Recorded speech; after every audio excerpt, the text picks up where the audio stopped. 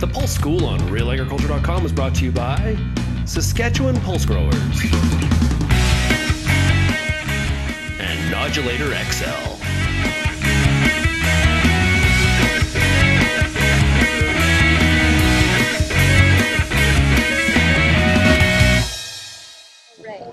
So we're here at the Select Seed Growers Field Tour, and we're joined by Kirsten Beck, and you were talking a lot about beans. So what kind of beans are you working with right now? Primarily the breeding program revolves around pinto beans, yellow beans, and black beans because those are high value, but we also do work on navy beans because it appears to be a growing demand, and as plant breeders we have to be, ahead of the crowd. So we're working on navy beans in anticipation that there will be more demand shortly. So what are the growing conditions for those beans like? Ideally, beans are grown where it's warm, but we push the envelope here in Saskatchewan and are trying to grow them in more northerly climes. They do prefer warm areas, and irrigation is ideal. If you want maximum yield, you want some irrigation. So a lot of our beans in Saskatchewan are grown down in the irrigation district. Same in Alberta, they're grown mostly down in the irrigation district. That said, we breed dry land, so that if you did want to grow them on dry land, it's entirely possible. So what are some of the breeding objectives for you guys right now then? Is it expanding that territory?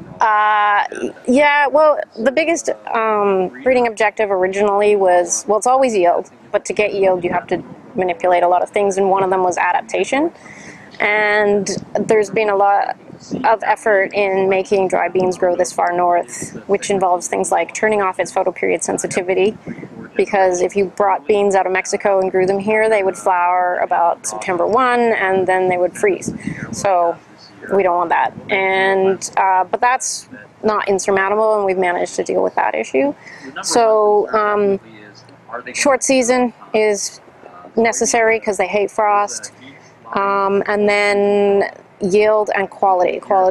This is an edible bean. It's sold based on what it looks like. So you could have, a ton of crappy looking beans is not going to get you anything. So we strive for very high quality, which is why we're working with the yellow beans, and we have what's called slow darkening pinto beans. And what are those? So the slow darkening pinto beans are, they look like normal pinto beans, which are the ones that have a cream color background with freckles, and they will darken with age in storage, and this is exacerbated when you ship them south into areas like Mexico where it's high humidity, high temperatures, and light is the other killer for that. And so we have a variant that actually takes much longer to darken, and when it does darken, it doesn't darken nearly as much. So what that does is it lengthens your marketing season, so you can sell beans in May and they'll still look like fresh crop, which means you can wait until everyone else runs out of number ones before selling them. And so your competition is, if you want a number one, you buy our beans, otherwise there's number two down the road. You were talking about visual appearance, and so darkening is one of the characteristics that isn't very appealing. What else makes something appealing to the consumer's eyes? The right color. So in yellow beans, you can get anything from mustard, sort of Dijon mustard color, all the way through to sulfur yellow, and somewhere in the middle is what we're after in terms of the color. Pinto beans have to have the right shade of brown for the spots and the right cream color background. For instance, black beans, you don't want them coming off purple because then they look funny. And then they're purple beans, they're not black beans. And that is an issue of growing plants that are not maturing in a timely fashion. Yeah. Are there some new varieties coming out soon, or? We have, in the pipeline, we have new slow darkening pintos, which are marketed under the White Mountain brand.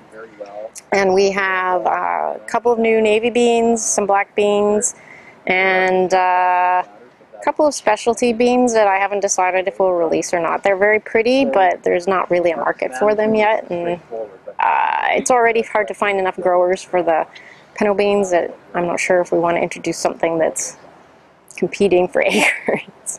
Are the beans that are available to growers now? How can you seed them? I mean, how far apart do the rows have to be? So there's two ways of seeding dry bean. The traditional method is in wide rows, which then you can cultivate in between, and they are typically dug before, or undercut is the term, before harvest. So you don't swath them so much as you undercut them and let them dry down in the swath that way. It's considered slightly more gentle than cutting them off with a swather. In the breeding program, we don't breed using those techniques. We either straight cut them or we will swath them. So our goal that way is to ensure that that is a possibility. One of the problems with straight cutting or swathing is they may shatter. So by doing that in the breeding program, we are self-selecting for ones that aren't going to shatter when you do that, or at least won't lose a ton of yield. And will there be a time where we can seed them as we do a wheat or a canola?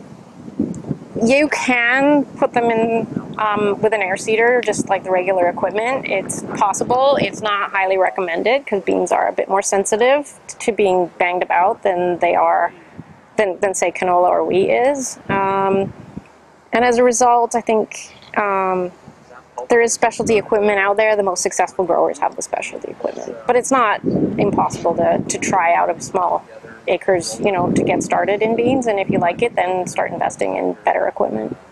Kirsten, thank you very much. Thank you.